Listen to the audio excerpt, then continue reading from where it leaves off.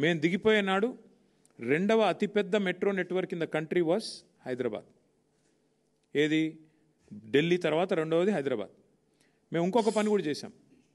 దిగిపోయే ముందు మేము సరిగ్గా ఒక 6 నెలల ముందు హైదరాబాద్ మిగతా అన్ని నగరాలకు కూడా భారతదేశంలో దాదాపు మెట్రో నగరాలకి ఎయిర్పోర్ట్ నుంచి సిటీకి మెట్రో ఉంది, ఎక్స్ప్రెస్ ఉంది, మన దగ్గర లేదు, ఇది ఆలోచన లేకుండా చేశారు అని చెప్పి కేసీఆర్ గారు ఒక నిర్ణయం తీసుకొని మరి ఎయిర్పోర్ట్ మెట్రో కూడా ఆనాడు మరి మైండ్ స్పేస్ నుంచి డైరెక్ట్గా శంషాబాద్కి ఏది ఓఆర్ఆర్ ఎంబడ తీసుకొని పోయేందుకు కూడా టెండర్ పూర్తి చేసినాం, శంకుస్థాపన చేసినాం.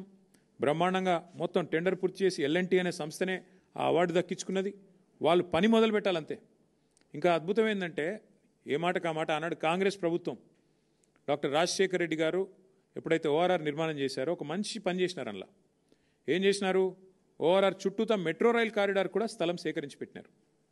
అందుకే మేమేమనుకున్నామంటే మెట్రో అనేది రహేజా మైండ్ స్పేస్ నుంచి, ఎందుకంటే అక్కడ లక్షల మంది ఐటీ ఉద్యోగులు రావడం పోవడం ఓఆర్ఆర్ ఎట్లా ఉంది కానీ విపరీతంగా పెరుగుతున్నది, చుట్టూ అపార్ట్మెంట్లు వస్తున్నాయి, అక్కడ విపరీతమైన ట్రాఫిక్ రద్దీ కూడా పెరుగుతున్నది. కాబట్టి ఇక్కడ నుంచి కేవలం ఎయిర్పోర్ట్ వరకే పోదు, అది మధ్యలో స్టాప్స్ కూడా ఉంటాయి. బుద్వేల్లో, శంషాబాద్లో, యువతల నార్సింగిలో ఇన్ని స్టాప్స్ ఉంటాయి, ఖాజాగూడలో. దానివల్ల ఏమవుతుంది? ఎవరైనా అవసరమైతే ఫైనాన్షియల్ డిస్ట్రిక్ట్లో పనిచేసే వాళ్ళు కానీ, రాయదుర్గంలో పనిచేసే వాళ్ళు కానీ, మైండ్ స్పేస్లో పనిచేసే వాళ్ళు కానీ శంషాబాద్లో ఉంటూ కూడా రోజు వచ్చిపోవచ్చు. ప్రజా రవాణా వాడుకుంటూ ఎయిర్పోర్ట్ కోసమనే కాదు, శంషాబాద్లో ఉండేవాళ్ళు కానీ. ఇప్పుడు ఏమైందంటే హైదరాబాద్లో మధ్యతరగతి ప్రజలకి మరి ధరలు ఎంత పెరిగిపోయినాయంటే ఇవాళ హైదరాబాద్లో ఒక ఫ్లాట్ కొనుక్కునే బదులు కొద్దిగా దూరం పోతే ఒక అర్ధగంట అవతలికి పోతే ఆడ చిన్న ఇల్లు దొరుకుతుంది 250 గజాలు 300 గజాలలో. అందుకే అట్లా ఆలోచించి చాలామంది దూర అవతలికి పోతున్నారు.